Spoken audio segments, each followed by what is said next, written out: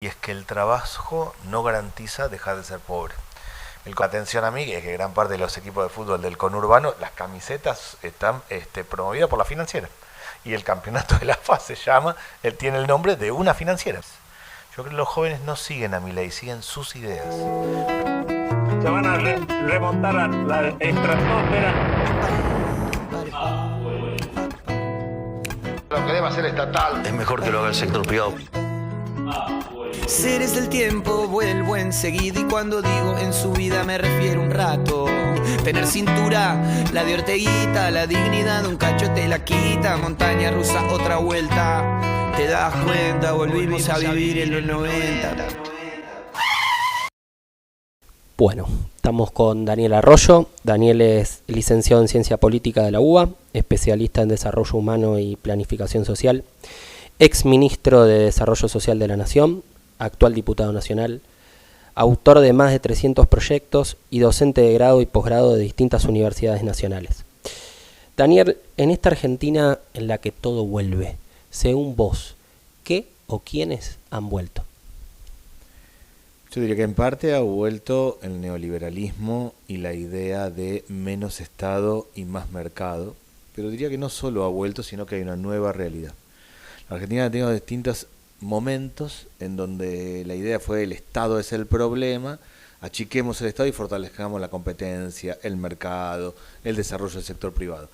En términos generales eso fue el gobierno militar, con muchas otras cosas detrás, en términos de desaparición de personas, en términos de represión y de desindustrialización, fueron los 90, y en parte ha vuelto esa idea, en parte con Macri, pero fue un periodo muy pequeño, y en parte con Milei. Pero yo diría no solo ha vuelto, sino que por primera vez construye consenso con los jóvenes. Me parece que hay un agotamiento en la Argentina con el Estado, que el Estado se te mete en todo, con un montón de cuestiones, que a mí me costó mucho entender. Yo cuando arrancaba Milei hablando de libertad decía, esto no tiene sentido, acá en la Argentina hay problemas de plata, de llegar a fin de mes, del precio de los alimentos, pero no hay un problema de falta de libertad. Sin embargo, el agobio, el cansancio que se te mete en todo, que no llega, sea para el pyme, sea para el pibe que haga una motito de un lado a otro para llevar algo, para todo, generó esa cosa de ahogo. Entonces yo diría, ha vuelto el concepto del mercado, ha vuelto una mirada más neoliberal, pero tiene algo nuevo. Y lo nuevo que tiene, que para mí es complejo, es que esto es un experimento. Esto es sin nada de Estado y todo el mercado lo bestia. Así nunca pasó en la Argentina. Así la idea de el Estado nada, nos corremos, no regula nada, y eso fue el intento de la ley ómnibus o el decreto de necesidad de urgencia. Y es todo el mercado a como sale, no pasó nunca en el mundo. De hecho, el presidente cuando dice que es el primer experimento liberal libertario, tiene razón. Yo diría eso, ha vuelto un concepto, pero la mirada hacia dónde va y la sociedad es algo totalmente nuevo. Hay algo interesante que plantea Pierro Zambalón en una tesis histórica ya de la sociología contemporánea, donde habla de la cuestión social, de los desplazados de la revolución industrial primero, y de la nueva cuestión social a partir de la emergencia del neoliberalismo y de lo que genera con el proceso acelerado de tecnificación y los efectos sobre el mercado de trabajo. ¿Hoy crees que se puede hablar en la Argentina de otra cuestión social vinculada a un sector informal, pero al mismo tiempo también un sector de trabajadores asalariados que están quedando desfasados en relación a sus ingresos de la posibilidad de justamente no ser considerados como dentro de los bolsones de pobreza, de los circuitos de la pobreza? Sí, yo creo que hay una nueva cuestión social hoy en la Argentina, y la Argentina es el que labura no es pobre. Tenga trabajo formal o tenga trabajo informal, pero el concepto era, si vos laburás, vas levantando. Eso se rompió hace tiempo. Tenemos 40% de informalidad laboral, de un montón de gente que la pelea, la lleva como puede, que va, que viene, que tiene un laburito, hace una changa, maneja Uber, va, viene, la lleva como puede. O gente que tiene trabajo formal, que tiene obra social, jubilación, vacaciones pagas, lo que la OIT llama trabajo decente, pero no le alcanza y no llega. Me parece que hay una primer nueva cuestión social para mí, que es eso, que el trabajo no garantiza llegar a fin de mes. Eso es una ruptura grande con la historia argentina, y con la historia hasta hace poco tiempo, y es el que tiene trabajo llega a fin de mes. Es pobre, el que no tiene trabajo, el que tiene trabajo no es pobre. Hoy hay pobreza con trabajo, no solo formal, sino informal. Para mí una segunda cuestión social nueva, compleja, y es los costos fijos altos de las familias. mucha gente arranca teniendo que pagar un montón de cosas, porque tiene que pagar el alquiler, porque se endeudó, porque manda a los chicos a la escuela parroquial, porque hace lo que puede. El tema de los costos fijos altos y una generación de inquilinos, yo creo que estamos ante una nueva realidad en Argentina.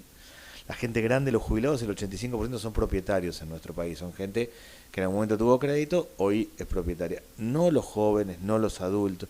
Eso hace que los costos sean permanentes y sostenidos. Para mí hay una segunda nueva cuestión social y es el tema de la generación de inquilinos, el deber plata permanentemente, el estar corriendo de atrás todo el tiempo.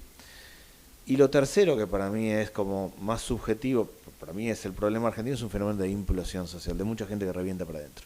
No hay tanta explosión, hay problemas, hay protestas. El gobierno de Milei va a ser un gobierno que va a generar permanentemente protestas y reclamos, pero la cosa es mucha gente que revienta para adentro y eso hace subir la violencia rápidamente. Yo ando caminando por la calle, estoy pensando en mi problema, estoy tenso, todo, me cruzo con alguien, me rozo y a los 2 minutos tomamos los golpes a los tiros.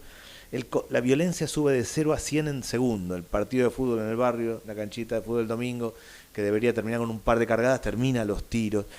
Yo creo que el fenómeno de implosión social también es una nueva cuestión social que obliga a los que diseñan políticas sociales a pensarlo de otra manera. No es solo transferir plata, es otro conjunto de políticas. Pero para mí la nueva cuestión social hoy tiene que ver con que el trabajo no garantiza que uno salga de la pobreza.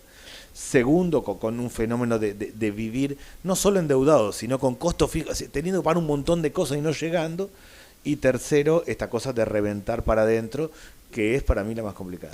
Me interesa eso que planteás sobre la nueva cuestión social de que el empleo o el trabajo no garantiza estar exento de ser considerado pobre.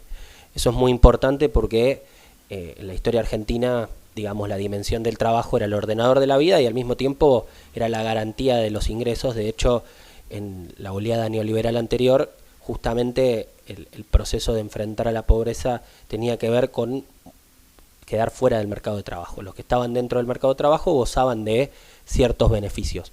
¿Crees que en esta etapa se puede combinar a esta cuestión de trabajadores formales pobres un proceso de desocupación masivo como sucede en general en la mayoría de los gobiernos neoliberales? Vamos a empezar a ver un fenómeno de ese tipo y por otro lado también teniendo en cuenta estas cuestiones que manifestás, ¿cómo crees que se van a ir dando las nuevas dinámicas sociales y van a surgir nuevas formas de organización social comunitaria para afrontar estas cuestiones que planteamos como nuevos desafíos sociales? Yo creo que vamos a un proceso de mayor desocupación. A mi modo de ver, el gobierno encara un programa que básicamente es, vamos a una recesión, un parate fuerte de la actividad económica, a la caída del empleo, a la caída del consumo, sobre el supuesto de que cuando se da eso se estabilizan los precios. La idea es que si nadie tiene plata, al momento que la leche no sigue subiendo porque nadie compra leche, y entonces estabilizan los precios. Eso es teoría, no queda claro. Si sucede, y podría suceder, es con 2/3 de la población afuera. Yo creo que no es que a mí me parece, es la política del gobierno claramente para estabilizar, ir un planchazo. Los 90 fueron con un nivel brutal de desocupación y terminamos en el 2001 con 28% de desocupación. Yo creo que va a crecer la desocupación, pero no a esos niveles. En parte porque el salario está muy bajo. Hoy el costo laboral no es tan determinante para las empresas, para los empleadores, para la pyme, para el comerciante y junto con eso, porque hay mucho trabajo de cuenta propia, de pibes que van una motito de un lado a otro, con pibes o el que tiene un auto o el que es empleado municipal y a la tarde sale con el hacer Uber y maneja más o menos y vende 3 cositas. Yo creo que vamos a un crecimiento de la desocupación, no lo que entendimos. En los 90 fue la caída del empleo. Las empresas echaban gente, las personas se iban indemnizadas, ponían un remis, un kiosquito y terminaban complicados. Yo creo que vamos a un aumento de la desocupación, no a ese fenómeno. El fenómeno para mí al que vamos es a salarios bajos, a caída del empleo, pero no en esos términos, y a multiempleo general, en los sectores medios y en los sectores pobres, a buscar la vuelta para enganchar lo que puede.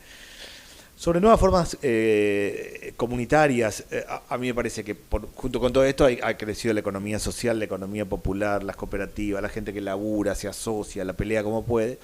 El gran problema de todo ese mundo es que necesita mercado interno. ¿Sí? La señora que hace dulce y se junta con 2 más e hizo un curso y hace mejores dulces y va a la plaza de su municipio, necesita que alguien tenga plata. Entonces, me parece que vamos a múltiples formas de organización del trabajo, muy vinculadas al consumo, y ahí es donde hay dificultades.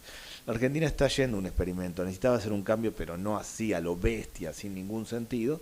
Pero en términos concretos yo creo que vamos a reorganizar el mundo del trabajo. No veo una desocupación al estilo de los 90, sí una caída del empleo y sí mucha precariedad, mucha gente encontrando de la vuelta, endeudándose, yendo, viniendo, con 2 laburitos, encontrando, yendo, haciendo lo que puede.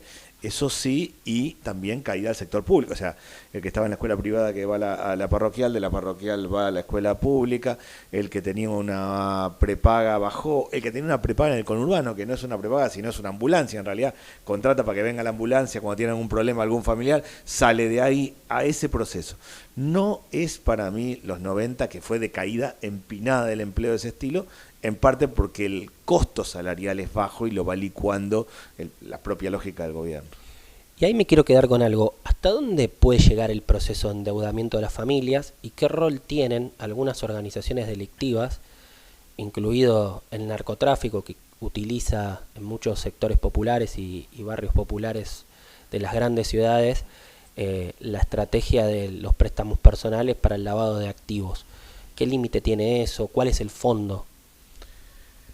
Hoy, primero el gobierno acaba de hacer algo muy malo para empeorar la situación, que es el decreto de necesidad de urgencia, establece que cuando uno tiene problemas para pagar la tarjeta puede cobrar la tasa de interés que quiera, no la regula el Estado. Eso es una locura.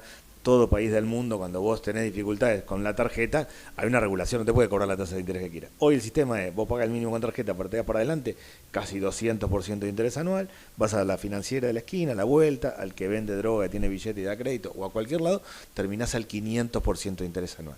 Arrancás el mes siguiente de menos 10 debiendo plata y te vas complicando.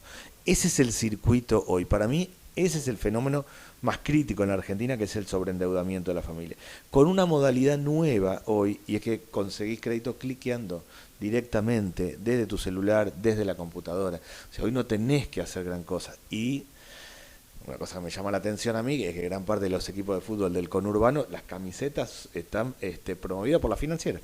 Y el campeonato de la FA se llama, él tiene el nombre de una financiera, cuando normalmente tenía de una gaseosa muy masiva, de un auto, de productos de consumo masivo. Hoy el consumo masivo es el endeudamiento de la familia, yo eso lo veo complicado. ¿Y el juego?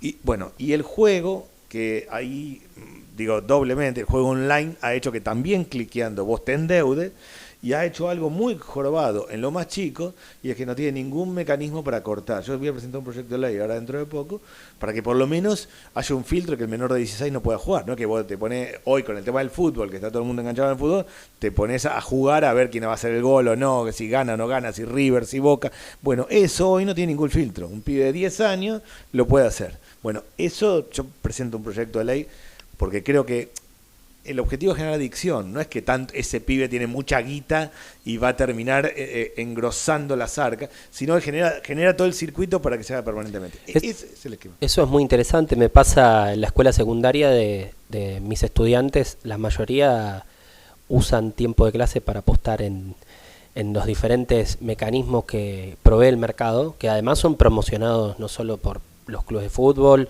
no solo por distintas instituciones, sino también por figuras prestigiosas que tienen un alcance masivo en la formación de la opinión pública. Absolutamente, y bajo de la secundaria, en la primaria, que hoy el mecanismo es que vos a través de los sistemas de billetera electrónica, en vez de darle la plata para que se compre el alfajor, tu hijo, le transferís la plata para que lo haga con el propio celular, los pibes se van juntando, ahorran 2 manguitos y juegan y apuestan. Y eso, que no tiene un impacto económico claramente, va generando adicción y va generando una dificultad grande. Bueno, todo eso para mí es complejo. Yo lo que creo básicamente es que en esos procesos crece el narcotráfico. El narcotráfico crece en 2 sentidos. Abajo es el que vende droga, tiene billete. El que vende droga es el que más gana, es el que le va mejor en el barrio, tiene billete, termina dando crédito y termina haciendo asistencia social. Cuando en el jardincito del barrio necesitan plata para un micro, para ir de excursión, el que tiene plata es ese y es el que ayuda, por un lado.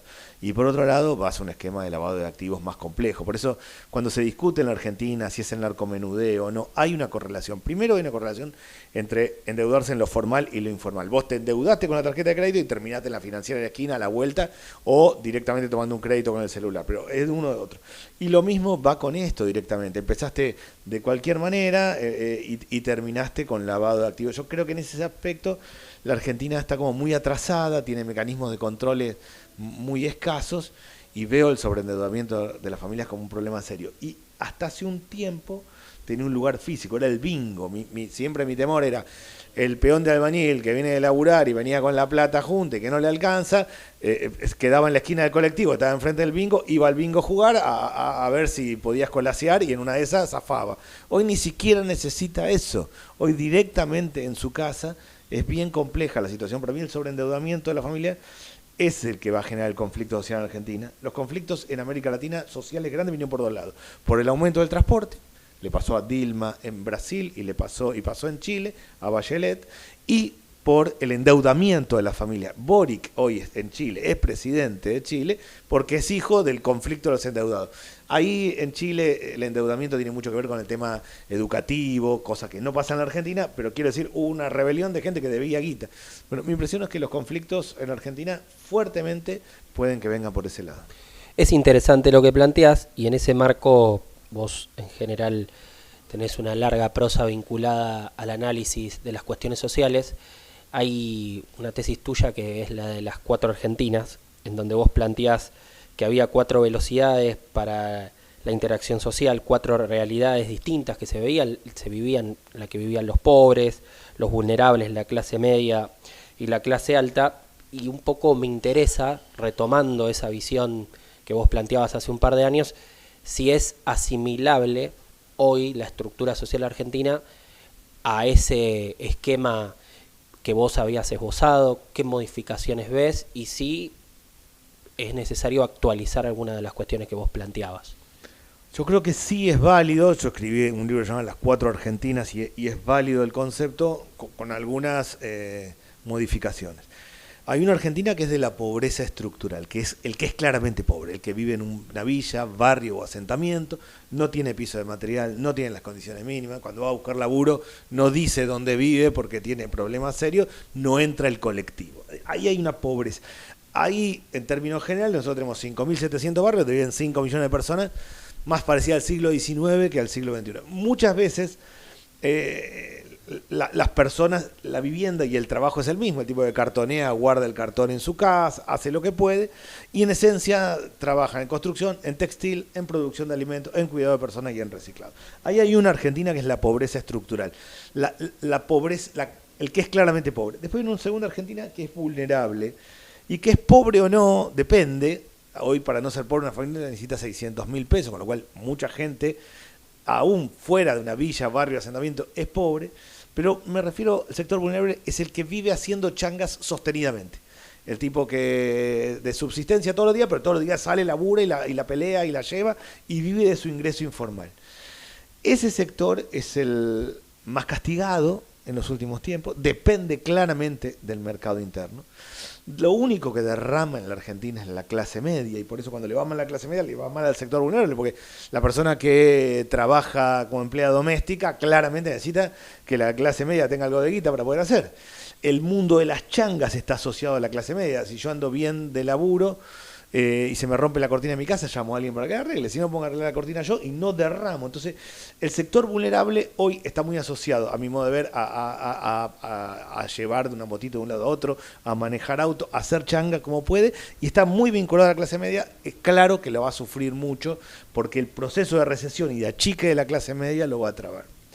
Luego viene la tercera Argentina de clase media, y yo diría ahí que la Argentina de clase media tiene 2 características. Una es lo económico, son personas que no son pobres en términos de ingresos, hoy en términos generales trabaja la pareja, o sea, hay más de un ingreso en la familia o un hijo.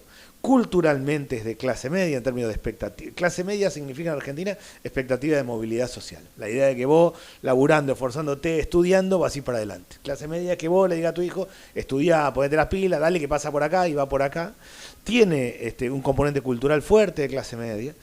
a pesar de que el sistema educativo ha ido cayendo en Argentina, las nuevas universidades, la promoción de la escuela secundaria ha hecho que que haya también un componente cultural fuerte, pero no alcanza la plata, y claramente no alcanza la plata, y es una clase media que una parte se está yendo para arriba en términos de más vinculada al mercado, es el pibe que está en su casa trabajando para afuera y cobrando en dólares, pero una parte muy fuerte se está yendo para abajo. Yo diría, esa clase media, la que está vinculada al mercado interno, está muy complicada.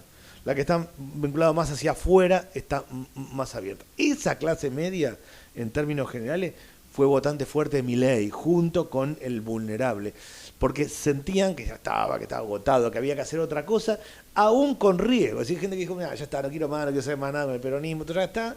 No sé si esto tiene sentido o no, pero ya está, ya está. Yo creo que hizo un duelo y una ruptura con lo que había y con el peronismo fuerte, y es como una pareja que en el momento en que se separa, la persona no quiere saber más nada, está dispuesto a irse a vivir un caño, cualquier cosa, con tal de separarse.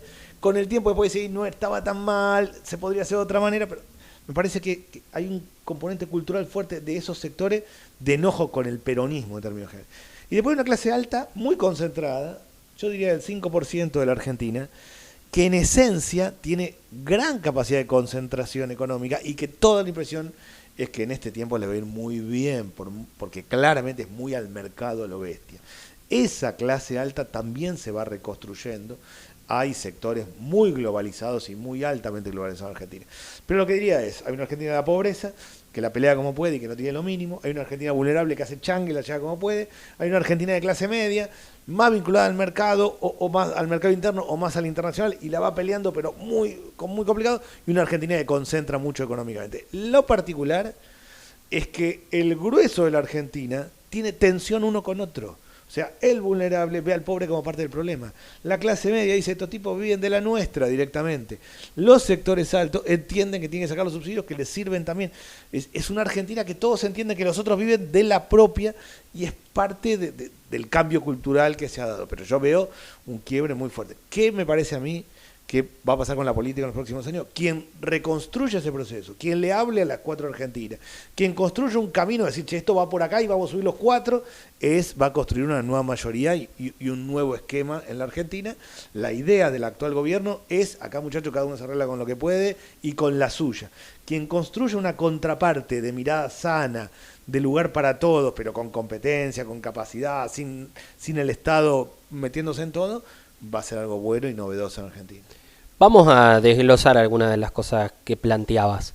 Dentro de lo que implica el sector más bajo de esa pirámide, los más empobrecidos, empieza a haber una discusión en el gobierno, o que plantea el gobierno en realidad, respecto de cómo se organizan las prestaciones de asistencia alimentaria.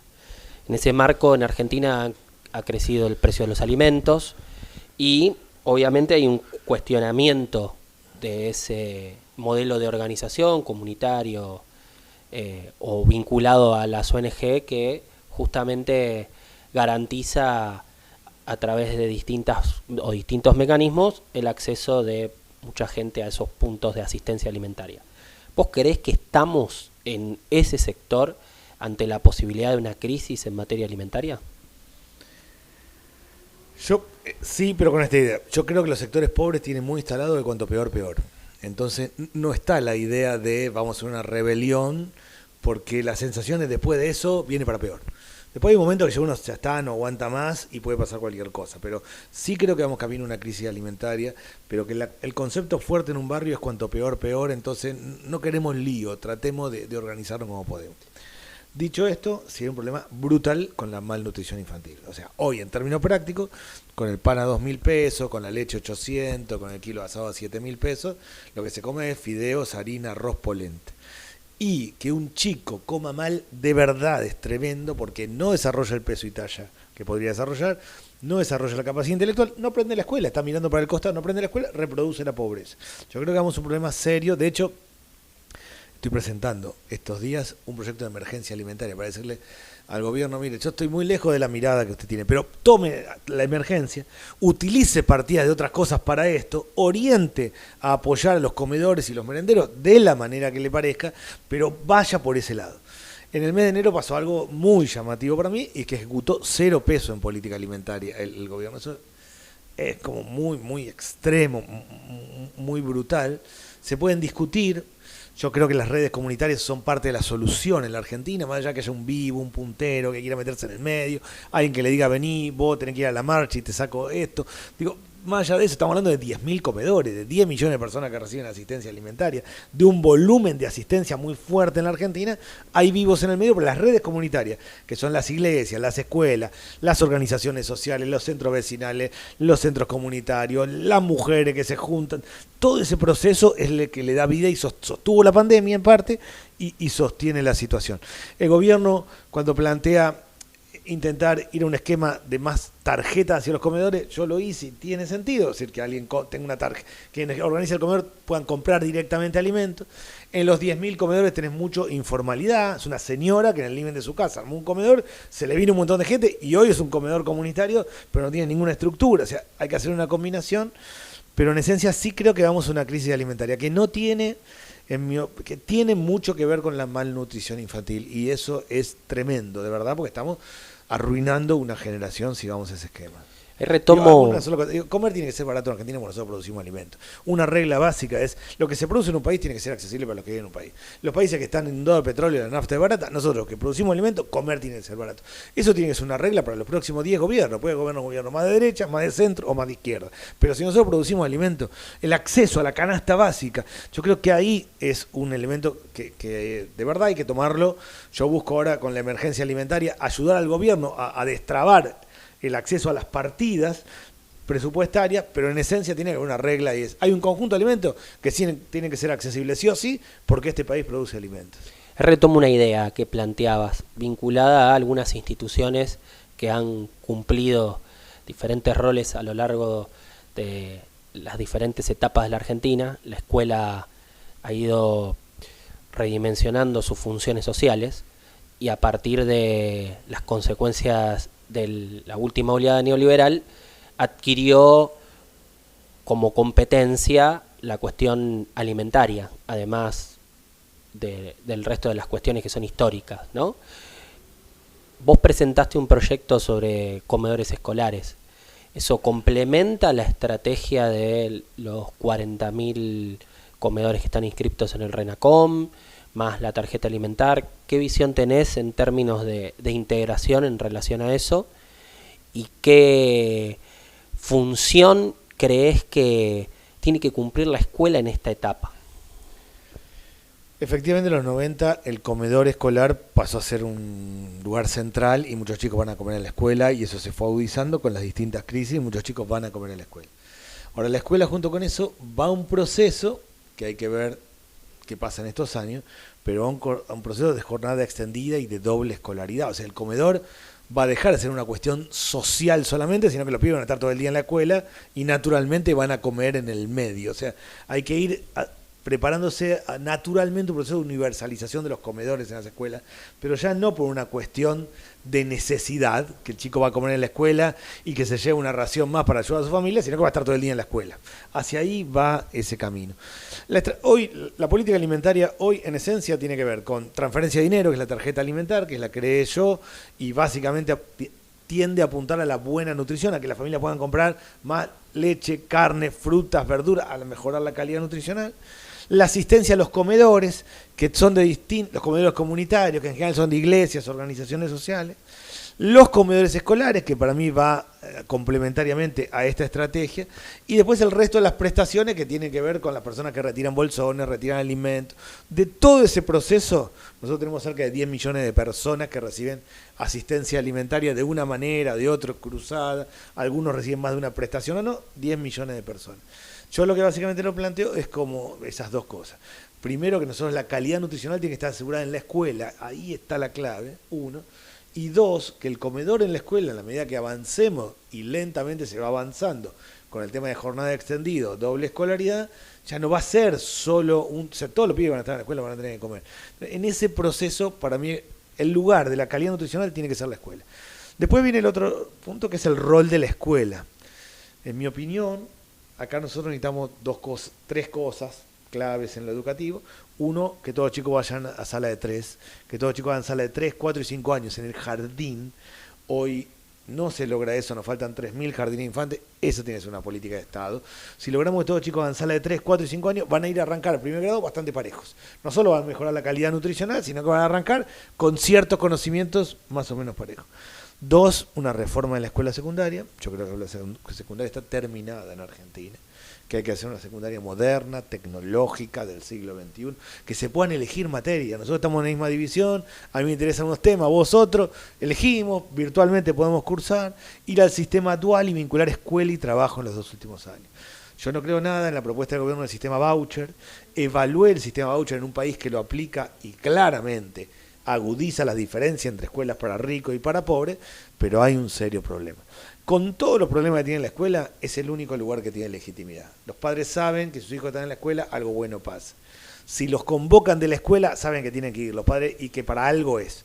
El pibe que está quemado en la esquina, hecho bolsa, sabe que tiene que ir a la escuela. No puede, pero sabe que es por ahí. Entonces hay que reconstruir ese esquema que desde la escuela, que es el único lugar con legitimidad, generar otras cosas. Pero en esencia, yo creo que la política alimentaria tiene que fortalecer el tema de la calidad nutricional en la escuela.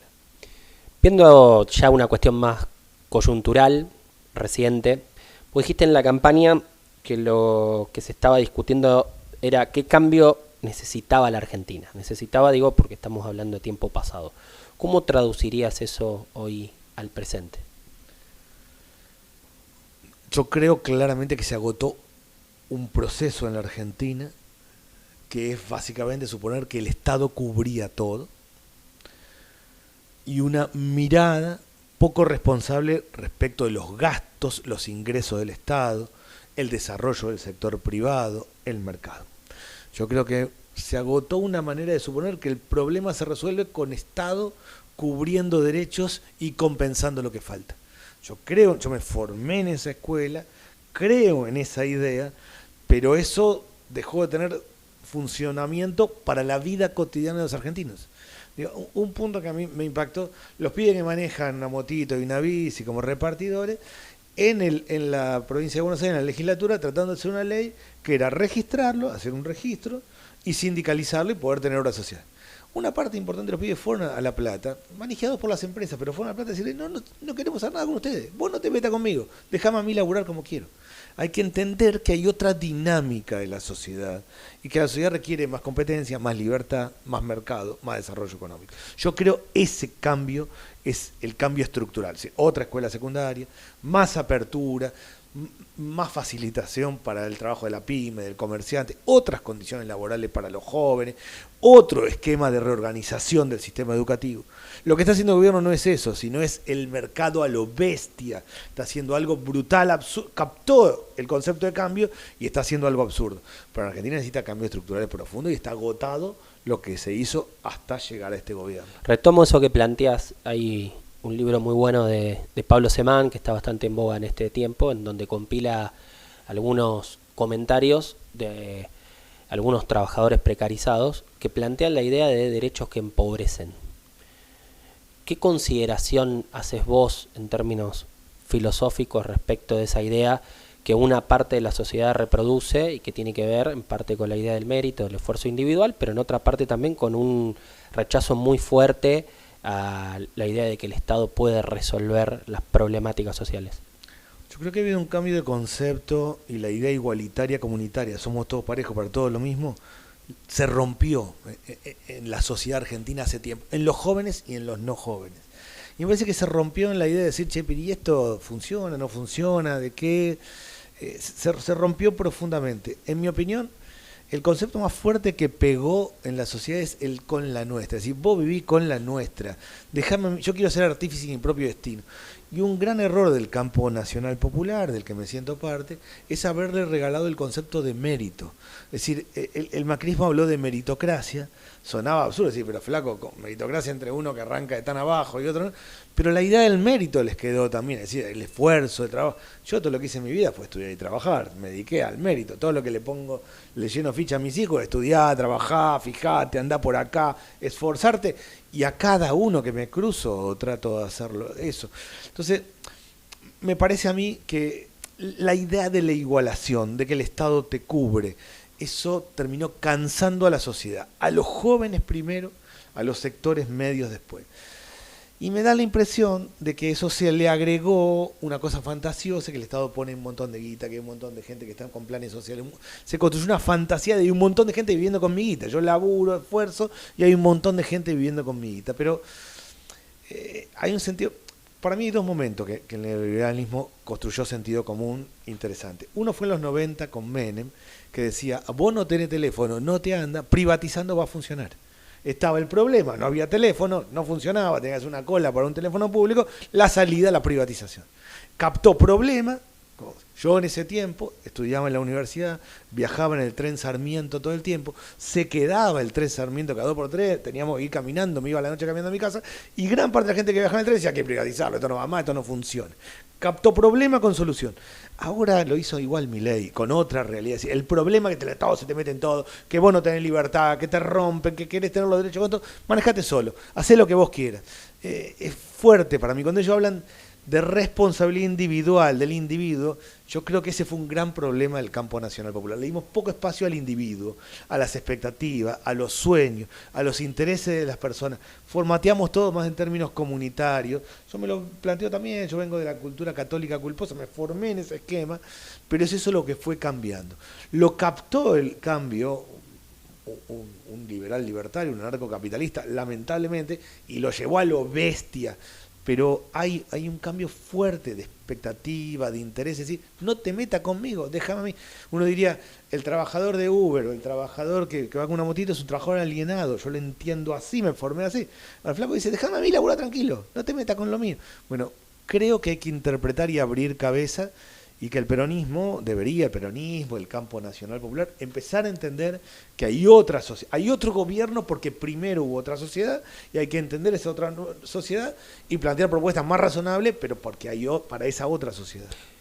Vos decís, hay una construcción de una nueva subjetividad en el marco de un agotamiento de la agenda progresista, sí, del proyecto político. La sociedad construyó una nueva subjetividad y la captó alguien políticamente. No es que construyó la sociedad, el campo nacional popular no vio que la sociedad estaba construyendo una nueva subjetividad y vino algo, lamentablemente a lo bestia, a mi modo de ver, a adueñarse de ese proceso de cambio. En ese marco, ¿qué tuvo que ver la pandemia en justamente forjar estos nuevos valores sociales, en lo que tiene que ver básicamente con la transformación de las dinámicas que se dan al interior de la interacción entre los distintos individuos? Y por sobre todas las cosas, yo creo que hay una percepción negativa de la política de cuidados en torno a la primera etapa de la pandemia, que justamente agudizó este proceso. ¿Cómo lo ves vos? ¿Qué visión tenés respecto de eso? Sí, yo pienso esto. Primero, la pandemia nos llevó a hacer algo antinatural, que es encerrarnos, en esencia. Y eso es brutal, doloroso. Terminó generando problemas de salud mental de los más diversos, depresión, tensión, dificultades. Te puso en negro sobre blanco como vos sos, pues estás viviendo en 40 metros con tus 2 hijos, con tu mujer. Te generó las tensiones cotidianas. De entrada tenía un alto nivel de consenso lo que hacía el presidente, porque parecía que iban a ser 15 días, 3 semanas, y tenía lo que, bueno, hagamos un corte, 2 semanas, 3 semanas. Cuando se fue extendiendo se hizo complejo. Te puso enfrente del conflicto del sistema educativo, tenés que enseñarle a un chico a leer y escribir, gente que no estamos preparados para eso. Generó toda una tensión como muy fuerte y terminó como la idea de decir, el Estado, basta, déjame a mí libre, no te metas conmigo, ya está, ya me encerraste todo. Creo que en 10 años, cuando la pandemia no sea un debate ni de políticos ni de periodistas, sino de historiadores, va a haber un reconocimiento al rol del Estado. En sostener la situación social, que fue mi tarea, no explotó la situación social y podría haber explotado, y en otros países sí sucedió.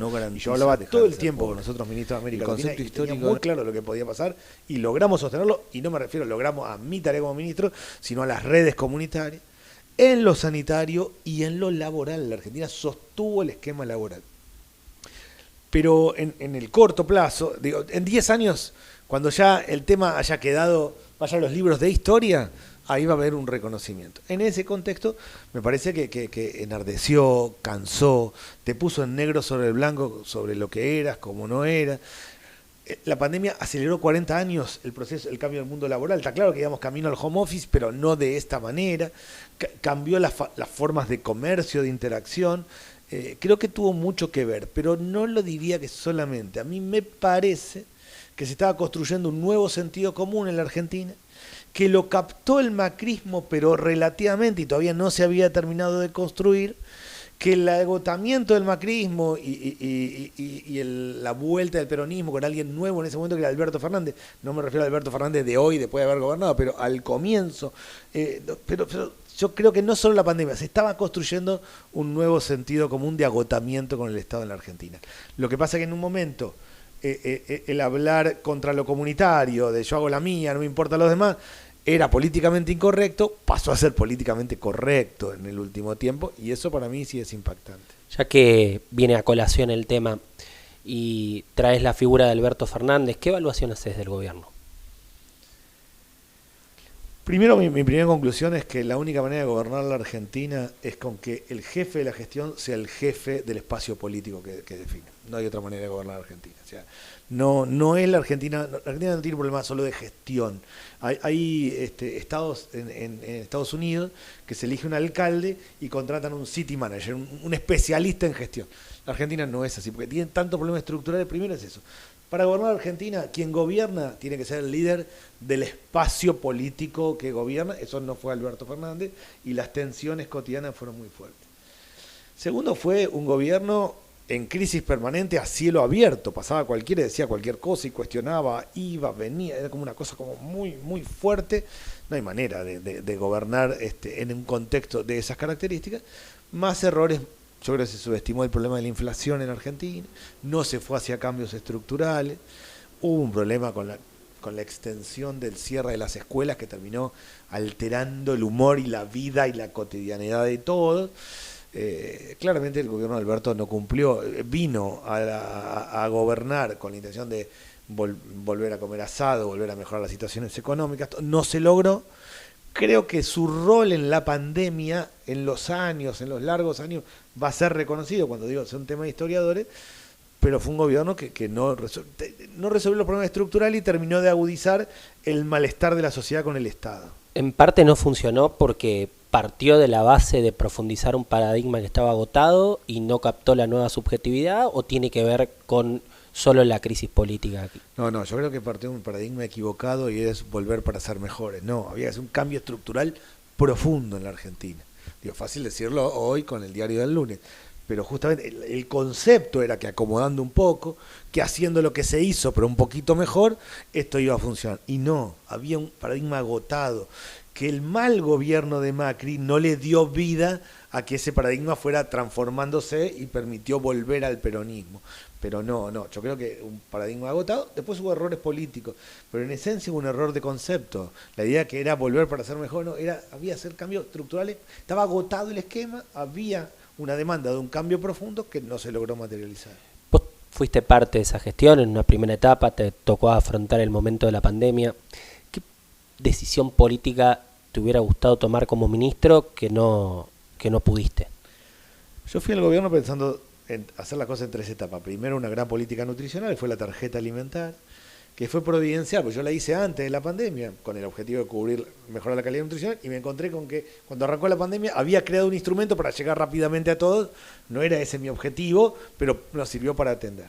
Después venía una segunda etapa, que es el tema productivo, el programa Potenciar Trabajo, el vínculo con la economía social, y después uno tercero, que para mí ese es el tema, que es una gran política para jóvenes. Yo creo que hay un gran tema de jóvenes de 16 a 24 años, vinculados a la escuela, al primer empleo, a la capacitación, a centros de acompañamiento, a centros de atención de adicciones, pero cuando me refiero a una gran política, tiene que ser la que tenga más recursos y más impacto en Argentina. Eso yo lo tenía en la cabeza, no se pudo hacer, sigue estando pendiente. La Argentina se debe una gran política pública para darle chance no solo a los jóvenes pobres, sino a los jóvenes en términos generales. Hablamos de la juventud, hablamos de la política alimentaria, hablamos del sistema educativo. En un momento hablaste sobre las ciudades. Yo por lo menos creo que hoy en Argentina estamos atravesando una crisis habitacional muy profunda. En el conurbano bonaerense y en las grandes ciudades del interior del país, ¿crees que estamos en las puertas de un proceso de anomia? No, pero por esta característica. Sigue migrando la sociedad del interior al conurbano. Uno diría, no tiene sentido eso. En los 40, 50, el que venía era trabajador de cuello azul, era operario de la industria automotriz, venía a un laburo. Hoy no. ¿Pero por qué viene? Porque tiene cerca una escuela, con un comedor, un centro de atención de salud. Donde hay gente hay oportunidades. ¿Por qué alguien migra a alguna localidad de La Matanza para tener laburo, tener chance? Porque sabe que hay mucha gente. Entonces, si vendes algo, tenés alguna chance. Yo no creo que vayamos un proceso de anomia. El conurbano bonaerense, como la gran conurbano bonaerense, Rosario, Córdoba, San Miguel de Tucumán, para mí son los grandes centros urbanos, cada uno con sus características, pero en términos generales. El conurbano bonaerense se mezcla tensión, conflicto, informalidad laboral, el que vende droga que gana más que el que trabaja, adicciones, más maestros laburando, más cura y pastores poniéndole el cuerpo, más todo junto, todo lo bueno y lo malo, todo junto a la vez. Está el trueque el fin de semana, con el pibe que enfrente va y vende, con el pibe que ayuda, con el que roba, todo junto a la vez. A mi modo de ver, eso funciona como un sistema. Con reglas muy complejas y que hay que entenderlas, pero con reglas en términos generales. Anomia es la falta de reglas. Ahí hay reglas raras, complejas, difíciles. Los pibes quieren ir a la escuela, no pueden, se cruzan. Hay determinadas cuestiones de inseguridad que no le tocan a algunos sectores. Se la cuida más o menos a la maestra, al cura, al pastor, con muchas dificultades. Hay lugares donde logran en el barrio que no haya venta de droga y otros que sí. Digo, hay reglas de un funcionamiento muy complejo y muy desparejo y muy difícil y cada vez más violento. Pero anomia es otra cosa. Lo que sí hay es una caída profunda de la calidad de vida, de la vida cotidiana, de poder construir sueños, de poder construir expectativas. Yo no veo anomia, veo una tensión cotidiana y veo que la política no le habla para nada, no lo ve, no interactúa con el que vive en un conurbano, no solo el conurbano bonaerense, en la diaria. Es el conurbano, el policía que hace cualquier cosa y el policía que le pone el cuerpo y labura y ayuda, y la madre que lucha contra el Paco y los que están enfrente haciendo cualquier verdura, y el pastor que hace lo que puede, y el cura y la maestra y todo a la vez. Yo no diría que hay anomia. Hay un funcionamiento que es difícil de entender por fuera de las ciudades, que se va degradando, se va tensionando y que sí requiere otro tipo de intervención del Estado, que es para urbanizar, abrir calles, mejorar, construir, lograr que entren los colectivos. La base de la transformación para mí es el acceso a la vivienda, que es lo que está diciendo, bueno, nosotros tenemos 1,5 millones de viviendas, nos faltan, pero urbanizar en todos los sentidos es empezar a construir otro esquema distinto. Yo no veo anomia, veo una tensión cotidiana y reglas que solo las entiende el que vive ahí, el que vive de afuera le cuesta entenderlas. Me interesa, para terminar, ese concepto que vos decís de la distancia que existe entre la política y la sociedad para interpretar estas dinámicas cotidianas. Y me gustaría hacértela en perspectiva de una pregunta concreta en clave de esperanza también. ¿Qué o quién debería volver? Primero debería volver la política sana. Y lo que yo creo en esencia es que la sociedad está 3 pasos adelante de la política. La sociedad es más sana que la política y la sociedad va a construir un buen camino político. El gobierno actual no es un buen camino político, en mi opinión, y está haciendo cosas absurdas. Pero yo creo que la sociedad va a construir los nuevos liderazgos políticos. No debería, a mi opinión, lo que viene posterior de Milei no es para atrás sino es para adelante. No es kirchnerismo ni macrismo, es para adelante. La sociedad no va a buscar para atrás, va a buscar para adelante, con nuevas modalidades, con nuevas formas. Ojalá sepamos hacerla bien, pero debe volver la política como representación de la vida cotidiana. En mi opinión, está pasando algo fuerte de cambio profundo en la sociedad que va a alumbrar un nuevo esquema político.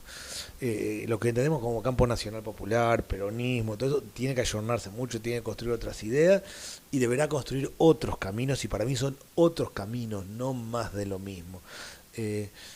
No tengo claro que tenga que volver algo. Si tiene que volver algo, tiene que volver el vínculo de la sociedad con la política en términos de servicio. Ahora, en términos de partidos, espacios, no. Yo creo que vamos a un cambio profundo, estructural, radical, en el sentido de muy fuerte. La sociedad ya cambió. La política no cambió. Está quebrada la relación de la sociedad con la política. La sociedad no le cree nada a la política, pero en esencia porque no ve que la política viva la vida cotidiana de ir al almacén, al supermercado, a ver si te alcanza o no te alcanza, y ve que los debates no tienen nada que ver con la realidad. Entonces, yo soy optimista sobre el futuro argentino. Primero creo que la economía va a crecer los próximos años, sin lugar a dudas, por litio, alimento, energía, economía del conocimiento. Argentina va a crecer. El debate es cuántos de los 46 millones de argentinos van a estar adentro o no, y yo tengo esperanza de que esta sociedad que necesitaba un cambio, que ve perplejo este cambio y dice así a lo bestia, no, va a terminar construyendo un nuevo camino y va a construir nuevos liderazgos. Yo quisiera participar de ese proceso. Muchas gracias, Daniel. Gracias a ustedes. Montaña rusa, otra vuelta. Te das cuenta, volvimos a vivir en los 90.